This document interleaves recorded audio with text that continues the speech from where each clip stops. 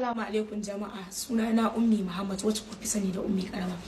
Jama'a da Allah ina son dan yi wata takaitacciyar sanarwa ne. Sanarwar ummi karama. To assalamu alaikum warahmatullahi ta'ala wabarakatuh. Barkamu da sake sauraro ko wannan bidiyo. To ai muna dauke da bidiyon da ummi karama take wannan sanarwa akan shirin film din su na labari na. Sannan kuma kafin nan tana kan fadakarwa ne akan masu bude account dinta na Facebook. Sannan kuma tana cewa ba ta yin Facebook ne saboda akwai masu zuwa su bude account da sunanta suna bibiyar mutane suna roƙon su kuɗi. Sannan kuma ita kanta ta yi magana a cikin Facebook din, wani gaya ya roƙe ta kuɗi ko mace ce ko namiji ta ce bata sani ba. Ku biyo mu har ƙarshen wannan bidiyon domin ku saurari wannan bayani game da ummi karama. Sannan kuma za ku iya kiyayewa game da wayannan account da aka bude da sunanta, wanda ita kanta ta ce bata samu followers din da wanda ya bude account din da sunanta ya samu ba, sakamakon ta ce da ba ta yin Facebook kuma har yanzu ba ta yi, amma tana so za ta bude. To ga dai bidiyon nan kai da za mu saka muku a cikin wannan channel mai albarka. Muna roƙo da idan wannan karanka ne na farko a zuwa wannan channel mai albarka, ka daure ka danna mana alamar subscribing, kana ka danna mana alamar ƙararrawa, ta haka ne da zarar mu saki sabon bidiyo zo mu kai tsaye. Ga bidiyon nan kai tsaye. Assalamu alaikum jama'a, sunana ummi Muhammad wacce kuka sani da ummi karama. Jama'a da Allah ina son dan yi wata takaitacciyar sanarwa ne. Kwanakin baya na taba fitowa nake ce ma mutane ni ba na Facebook, ban taba yin Facebook ba. To yanzu ma abin da nake so in ƙara jaddada mutane kenan. Duk wani account na Facebook da ka gani ni ba account ina bane ba na Facebook, ba ni kuma da account a Facebook.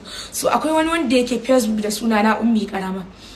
So ban san waye bane, mace ne ko namiji wallahi ban sani ba. Sannan yana da namban waya da yake bai mutane a Facebook in sun mai magana da sunanta, wasu ci gaba da chatting da shi, yana roƙon su kuɗi suna tura mai kuɗi. To ba ni bace ba gaskiya. In dai kai wa mutum magana a Facebook ko isanjin din nan ba, to ka dauka ba da ummi kai magana ba gaskiya, saboda ba ni bace ba. Sannan kuma yana da account a banki da yake tura ma mutane su tura mai kuɗi. Da account ina shi ne tura ma mutane, zaka ga suna ummi karama. Ni account ina nake amfani da shi, ainihin sunana ne a jiki, ba ummi karama bane ba.